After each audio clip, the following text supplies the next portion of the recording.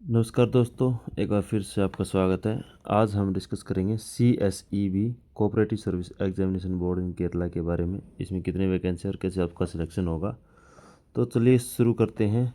CSEB के अंदर आपकी वैकेंसीज निकले हैं, टोटल 94 वैकेंसीज हैं। ये अलग अलग डिस्ट्रिक्ट के अलग अलग वाइज हैं और इसमें junior clerk, cashier, special grade and class 1, 2 और 4 banks, assistant secretary, chief accountant और सेक्रेटरी सिस्टम एडमिनिस्ट्रेशन और डाटा एंट्री ऑपरेटर की पोस्टें ही अलग अलग पोस्टें हैं, आप देख भी सकते हैं।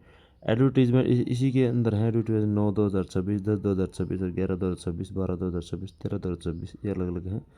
और आपकी जो सैलरी रहने वाली है वो 7900 से 19,300 और 29,500 से 59,250 पर मंथ अलग अलग पोस्टों के लिए अलग अलग रहेंगी।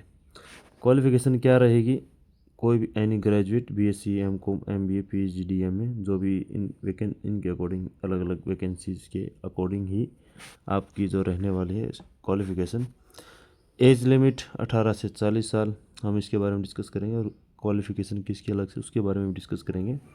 आपकी 5/3 से एप्लीकेशन स्टार्ट हो चुकी है और 4/4/2026 तक आप एप्लीकेशन अपने फॉर्म फिलअप कर सकते हैं। और कैसे भरेंगे? और ये ऑनलाइन मोड रहेगा।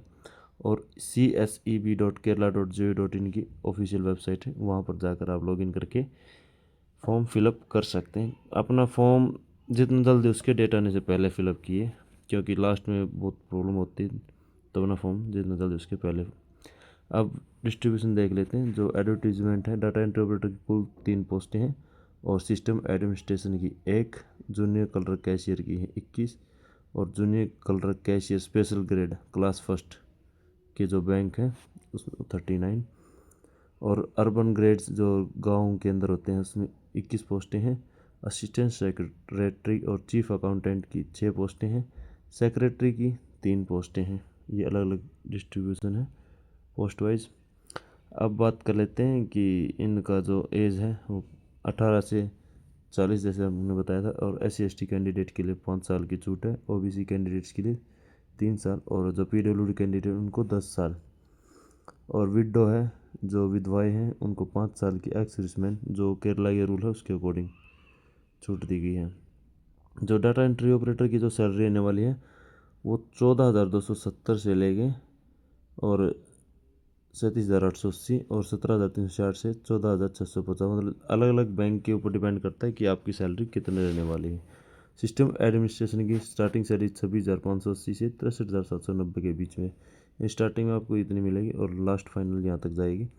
जूनियर क्लर्क की, कैशियर की, ये बैंक के अकॉर्डिंग वेरीज करता है और क्लास फर्स्ट की 13,480 स्टार्ट है और अर्बन की 18,300 से 40,830।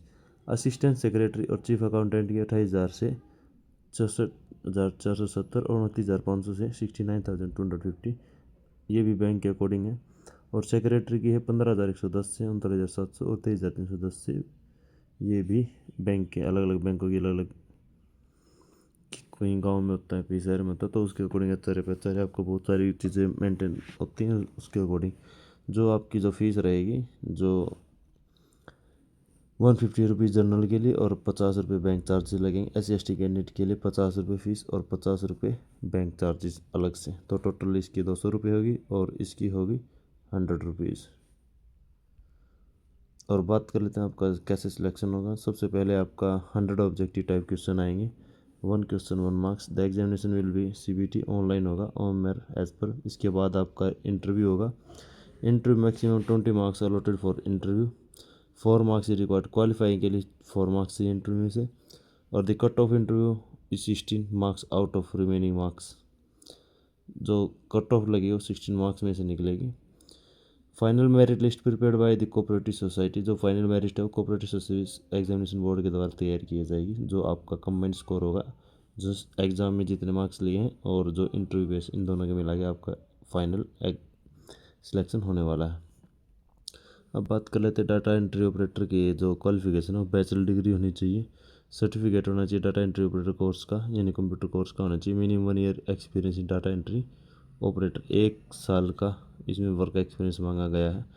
सिस्टम एडमिनिस्ट्रेशन के लिए MCA, BTech, कंप्यूटर साइंस और इलेक्ट्रॉनिक कम्युनिकेशन और 3 ईयर वर्किंग एक्सपीरियंस होना चाहिए सिस्टम एडमिनिस्ट्रेशन के अंदर। जूनियर क्लर्क के लिए SSC equivalent qualification, junior diploma in cooperation personal cooperative में, या फिर अल्टरनेटिव जिसके अलावा बीकॉम होनी चाहिए और cooperation as a main subject, और डिग्री किसी भी यूनिवर्सिटी से होनी चाहिए। जूनियर क्लर्क और कैशियर के लिए सेम, जूनियर क्लर्क अर्बन के लिए सेम जो पर दी गई जो भी डिस्कस की। असिस्टेंट सेक्रेटरी चीफ अकाउंटेंट के लिए कम से कम जो आपकी जो ग्रेजुएशन उसमें 50% मार्क्स होने चाहिए, डिप्लोमा होना चाहिए कोऑपरेशन कंप्लीट इन बोर्ड। और सेक्रेटरी की बात कर लेते हैं, डिग्री होनी चाहिए plus SDCA with 7 year experience, 7 year का 7 साल का एक्सपीरियंस होना चाहिए एज ए अकाउंटेंट। BSc होना चाहिए कॉर्पोरेशन बैंकिंग के अंदर, एग्रीकल्चर यूनिवर्सिटी या किसी भी उसके अंदर आपके होने चाहिए।